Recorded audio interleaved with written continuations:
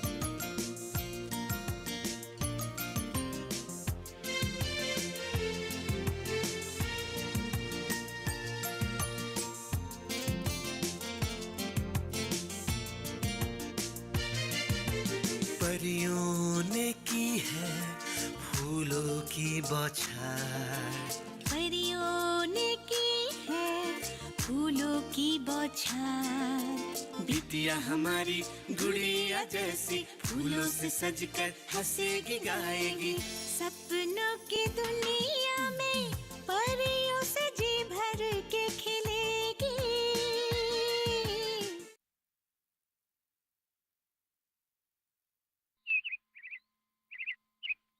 साहब जी स्टार्ट कीजिए।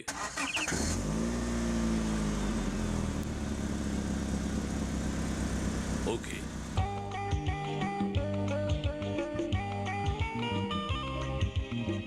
अरे तुम तो मेरे लिए आज भगवान निकले मेरे दोस्त। नहीं साहब, भगवान नहीं, मैं तो आज तक आदमी से इंसान नहीं बन पाया। अरे तुम्हारे हाथ में जादू है, जादू। अगर तुम आज ना होते तो मैं क्या करता मालूम नहीं पड़ता था। मैं तो एक बिल्कुल छोटा मोटा गैरेज वाला हूँ। तुमको अगर अचानक नहीं मिला होता तो दिन भर शायद मुझे यही रहना पड़ता। बहुत बहुत शुक्रिया मेरे दोस्त। ये लो, रख लो। नहीं नहीं नहीं नहीं साहब जी, नहीं, ये पैसा मैं नहीं ले सकता हूँ।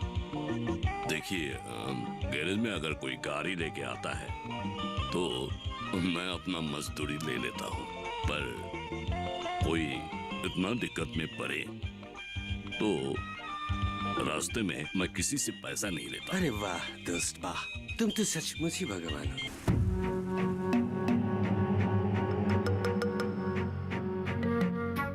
मुझे पता है तुम लोग क्या बोलोगे।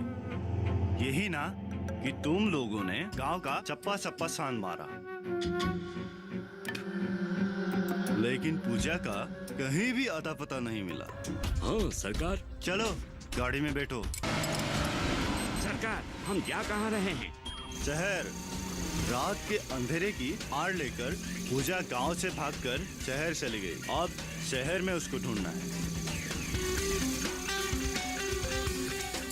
वो हाँ हाँ, वो पूजा ही है। तुम लोग गाड़ी में बैठो, मैं उसे लेकर आता हूँ।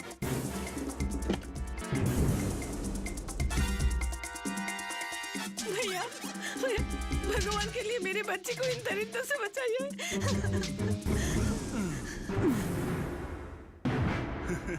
ये कौन है?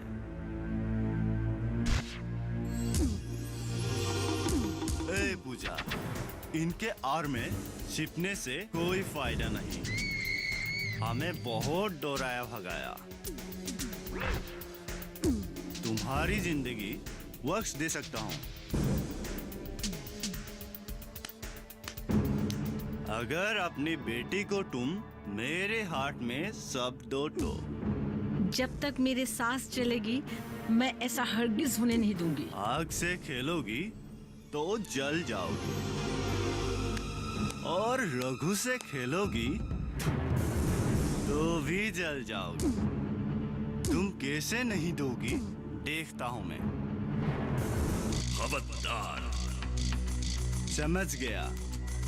इस उम्र में भी तुम्हें हीरो बनने का बहुत शौक है। चलो आजमा ही लेते हैं, हीरो या मिट्टी का पुतला।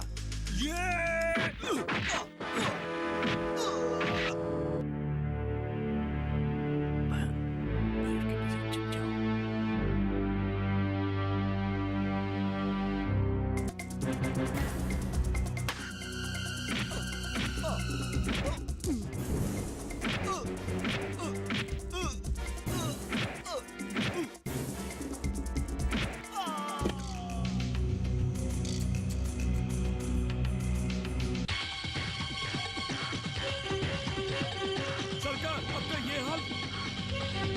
उसने क्या? उसने मेरा मुंह क्या देख रहे हो? जाओ खत्म कर दो उन तीनों को।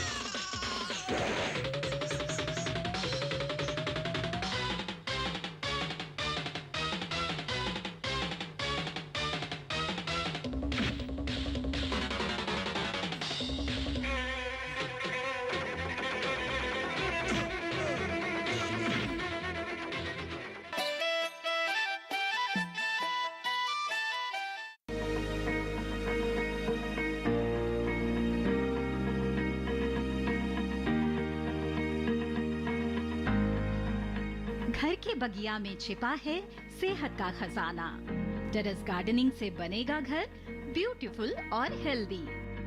क्यों ना गार्डन में उगाएं अपने फल फूल और सब्जियां, जिससे सेहत भी बने और छत की बगिया भी खिली खिली रहे। देखिए छत पर बागवानी, शनिवार सुबह 9 बजे सिर्फ दूरदर्शन किसान पर।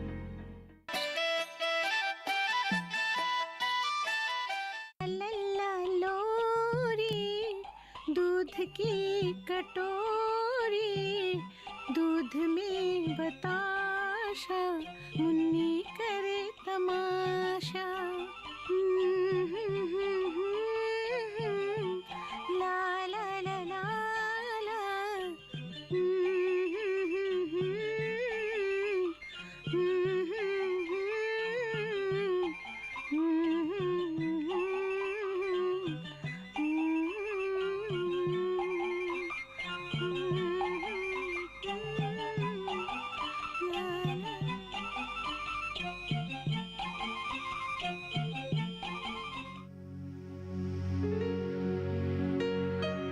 भैया,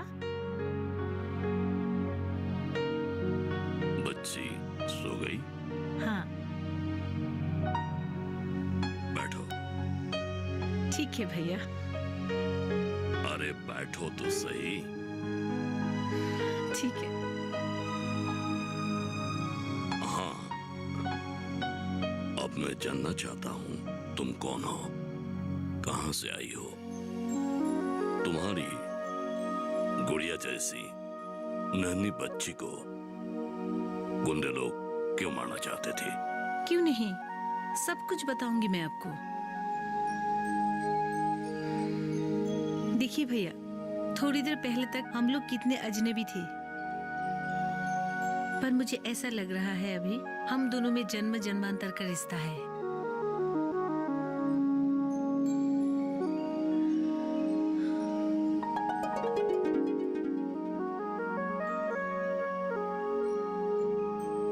खून का रिश्ता नहीं होने पर भी सगे भाई बहनों से भी बढ़कर रिश्ता है हम दोनों का। ये मैं अभी महसूस कर रही हूँ।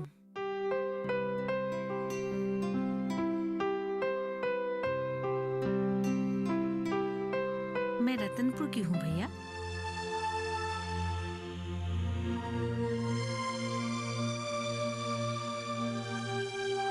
पिताजी। हाँ बेटे, तू आ गया। आज नारायण पंडित जी आए थे तुम्हारी और पूजा की कुंडली देखने।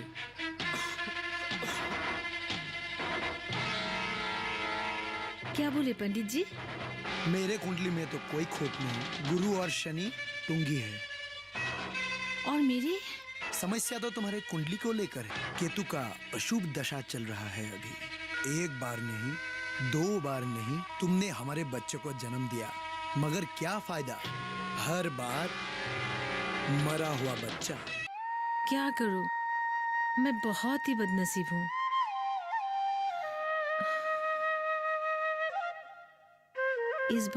इस बार की चिंता ही सता रही है पिताजी को। इस बार भी अगर शुभ शुभ बोलो शिवा। मेरा मन कह रहा है इस बार हमारा बच्चा मरा हुआ नहीं होगा, सही सलामत ही धरती पर आएगा। वो तुम्हारी सोच है। पंडित जी तो कहते हैं कि तुम्हारी कुंडली में केतु का अंतरदशा में राहु होने के कारण कुछ अनर्थ होना अवश्यंभावी है। हे भगवान, अब क्या होगा? उपाय पंडित जी ने दिया है। तुम्हें 7 दिन का कठोर व्रत रखना पड़ेगा और उसके बाद धूम्रवती मंदिर में जाकर देवी माता को 108 लाल फूलों का माला पहनाकर चंदन काठ जलाकर 3 दिन लगातार यज्ञ करना होगा। पूर्ण आहुति देना पड़ेगा, नारियल में घी भरकर। मैं सब कुछ करूंगी, मेरा छोड़ो। मैं पिताजी और तुम्हारे चेहरे पे खुशी की झलक देखना चाहती हूँ। सरकार, जगदीश, क्या खबर लाए हो? इस बार मरा हुआ बच्चा नहीं। लाख लाख शुक्र है।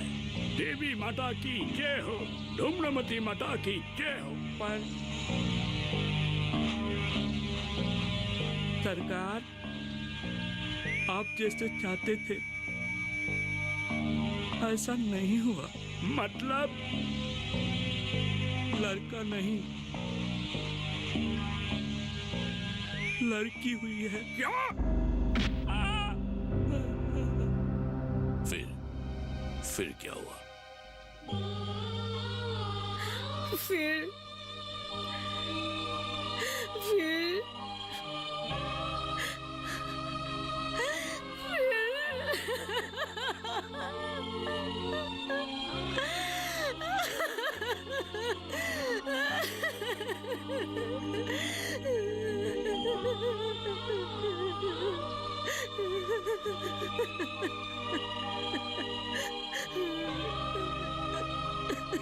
पूजा,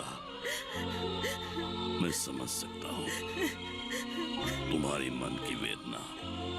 थोड़ा बहुत मैं महसूस कर रहा हूँ। क्या हुआ होगा तुम्हारे ससुर जी और पति का घर का माहौल, बेटा बेटी को समान दृष्टिकोण से नहीं देखना कितना बड़ा सामाजिक अन्याय है, कितना बड़ा गुनाह है।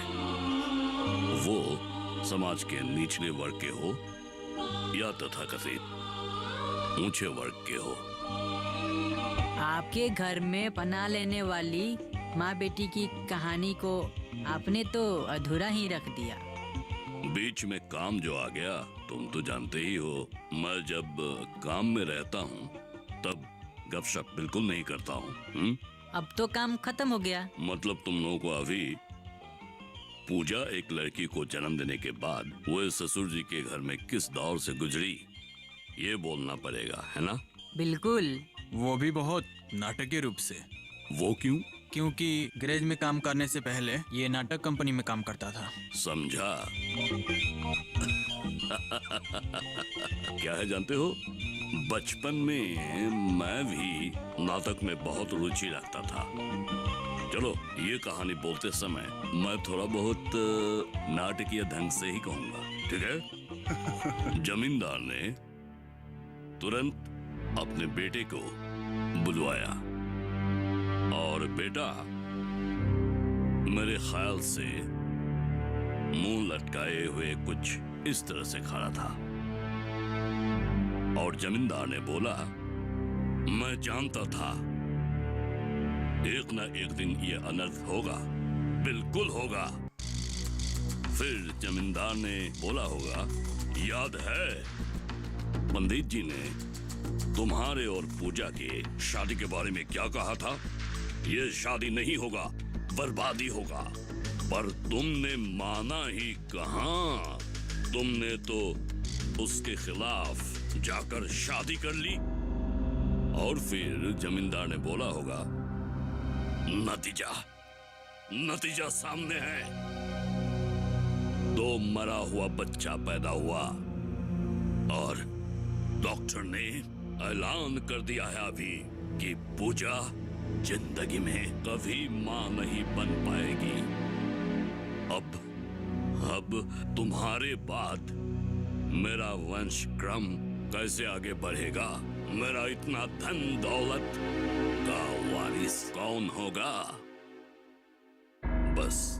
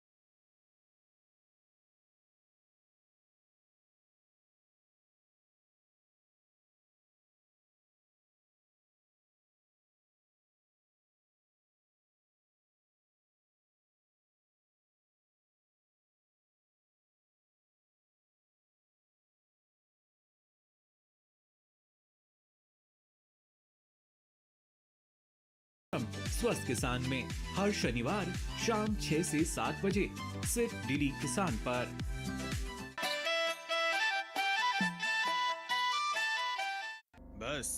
बस के बाद बस आज एक सीन ही काफी है, ठीक है? कल अगर फिर से फुर्सत मिला तो कहानी का बाकी हिस्सा बोलूंगा। वो जी कमाल है भास्कर दा, इतना फिल्म जैसा इंटरेस्टिंग कहानी बीच में रोक दिया। ये तो ऐसे हुआ जैसे रसगुल्ला का रस थोड़ा सा चाटने दिया और सारा का सारा रसगुल्ला कल के लिए रख। भैया हाथ जोड़ता हूँ, कहानी को पूरा कीजिए ना। ठीक है। मिठास के बाद तो थोड़ा बहुत नमकीन होना चाहिए। एक काम करता हूँ, तुम लोगों को फ्लैशबैक में ले जाता हूँ। फ्लैशबैक? अरे फिल्मों में फ्लैशबैक होता है ना, ये फिल्मों के फ्लैशबैक जैसा, ठीक है? गलती तो मेरा ही था। शायद पंडित जी और पिताजी ने ठीक ही कहा था। मुझे पूजा से शादी नहीं करना चाहिए था। देखिए भैया, मैं आपकी बातों पर बिल्कुल भी सहमत नहीं हूँ। पिताजी ने जो कुछ भी कहा वो पंडित जी के ज्योतिष विद्या के अनुसार से कहा। देखिए भैया, मैं विज्ञान को 100% मानता हूँ। अगर पंडित जी के बातों में इतनी ही सच्चाई है तब तो ये विज्ञान हो गया, लेकिन इसे अंतर्राष्ट्रीय स्तर पर अभी तक विज्ञान क्यों नहीं माना जा रहा है? इसका उत्तर तो मेरे पास नहीं है, इसलिए मैं पंडित जी के बातों पर समस्या का हल नहीं ढूंढना चाहता। लेकिन पिताजी के बातों पर 100% सच्चाई है, उसे मैं इनकार नहीं कर सकता। कैसे? लड़की तो जन्म हुई, लेकिन डॉक्टर के हिसाब से। मुझे पता है, यही ना, डॉक्टर के हिसाब से पूजा भाभी अब कभी भी शारीरिक रूप से मां नहीं बन पाएगी। लेकिन इसमें क्या हुआ? पुराने ख्यालात के लोग हैं, लड़के और लड़की के बीच में अंतर तो करते ही हैं। पर जमाना बदल चुका है भैया।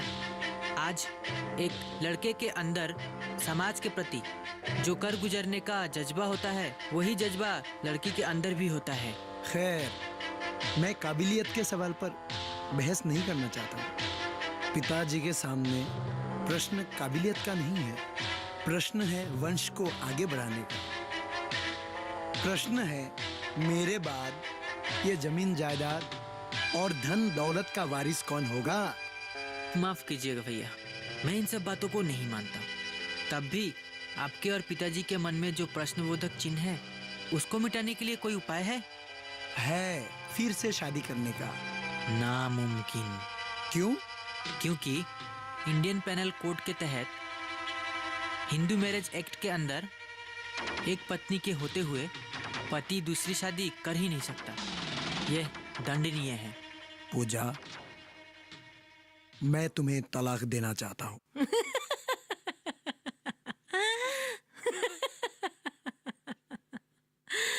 तुम जरूर मजाक कर रहे हो ना? मजाक नहीं, हकीकत है।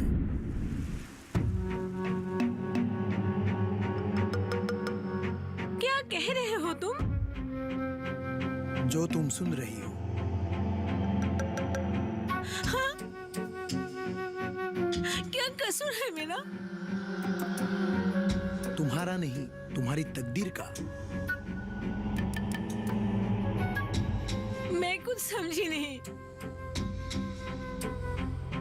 पिताजी को एक पोता चाहिए जो एक लड़का हो। वो तुम मुझे नहीं दे सकती क्योंकि हमारे लड़की के जन्म के घड़ी में तुम अपनी माँ होने की क्षमता खो चुकी हो। हिंदू होने के नाते मैं तुम्हारी मौजूदगी में दूसरी शादी नहीं कर सकता। मैं तलाक देने के लिए राजी नहीं हूँ। तुम्हें देना होगा। ये तुम्हारे मेरे बीच का बात नहीं है।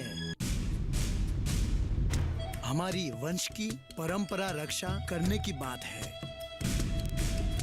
बात है हमारे अगाध धन संपत्ति का वारिस होना। लड़की पराया धन है। ये पुरानी बातें हैं।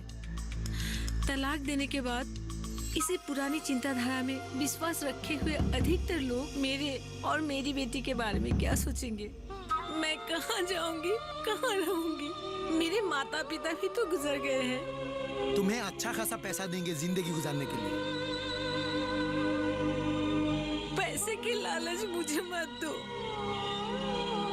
तुम लोगों की झूठी शान और वसूलों की बलिशान में मैं अपनी बेटी को बलि चढ़ाने नहीं दूंगी। किसी भी हालत पर नहीं दूंगी।